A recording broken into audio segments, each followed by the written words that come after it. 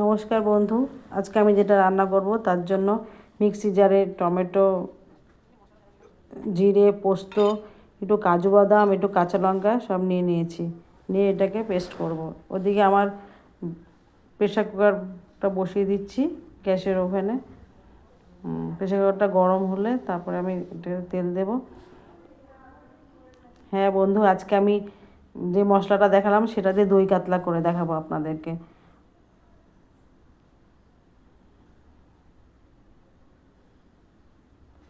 Pressure কুকারটা গরম হলে তার মধ্যে আমি তেল ঢেলে দেবো। আপনার পরিমাণ তো কেউ ঝাল বেশি বা যা হোক, আমি কিন্তু কোনো শুকনো লঙ্কার গুঁড়ো টুড়ো ব্যবহার করি না, কাঁচা লঙ্কা দিয়ে রান্না করি।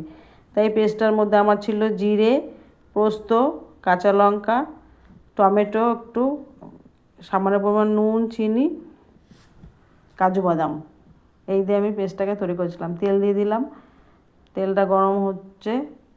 প্রেসার কুকারটা গরম হতে যতটা টাইম, এছাড়া টাইম লাগবে না। এই যে মাছের মধ্যে আমি পেস্টটা দিয়ে দিলাম, মশলার পেস্ট, আর একটু দই দিয়ে দেবো। দই দিয়ে ভালো করে একটু মেখে নেবো। ওদিকে তেলটা গরম হচ্ছে, ভালো করে মেখে নেবো। ইজি রান্না, ফটাফট। আমার তো এরকম মাছ, দই কাতলা, দই ইলিশ রান্না করতে ভালোই লাগে। ফটাফট মেখে মুখে বসিয়ে দাও, ব্যাস 2 মিনিটে রান্না কমপ্লিট।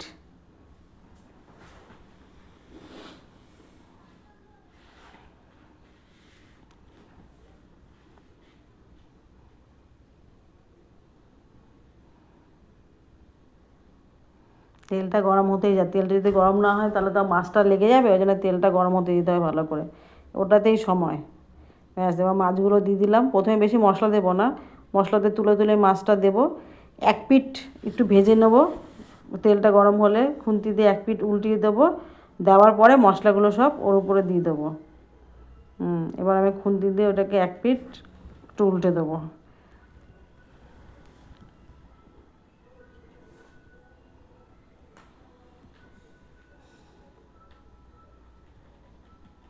দেখুন মেখে মুখে কী সুন্দর রান্না, ফটাফট করে দেখবেন, খেতেও ভালো লাগে। এই এক পিঠ উল্টে দিচ্ছি আমি।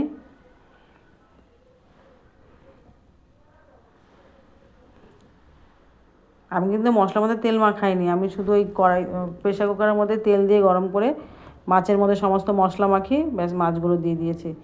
এবার এই সব মশলা যেটা রয়েছে বাদবাকি মশলাটা আমি এবার ওপর দিয়ে দেবো।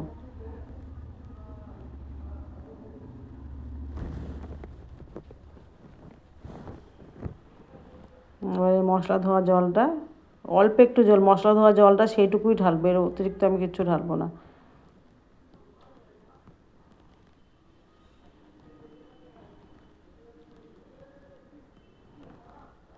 নুন ঠুন সব ওই মশলার মধ্যেই দেওয়া রয়েছে আমার। একবারে প্রেশার কুকারে নুন ঠুন দিয়ে পেস্ট করলে পেস্টটা বেশ ভালো হয়। এবার ওই মশলা ধোয়া জলটা দিয়ে দিলাম। এইটুকুই জল দেওয়ার দেবো না, এইটুকু জল কেন দিলাম, সিটিটা পড়ার জন্য।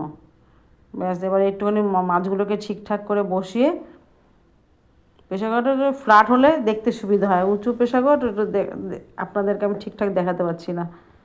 এবার লাগিয়ে দিলাম। এবার এই একটা সিটি যদি পড়ে, ওই যেটুকু জল দিলাম তাতেই একটা সিটি পড়বে।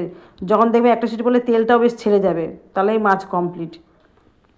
এই দেখেন প্রেশার কুকারটা খুলে দিয়েছি, এই যে দেখছেন কীরকম তেল ছেড়ে গেছে।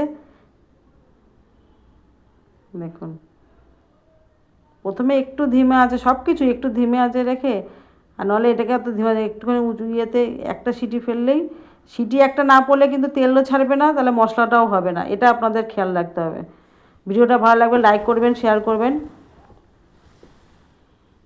এরকমভাবে করে দেখবেন, খেতে ভালোই লাগে, তাড়াতাড়ি হয়। হলো কি না তাড়াতাড়ি? অবাক হয়ে যাবেন কীভাবে তাড়াতাড়ি রান্না করা যায় সমস্ত কাজের মাঝখানেও। ধন্যবাদ।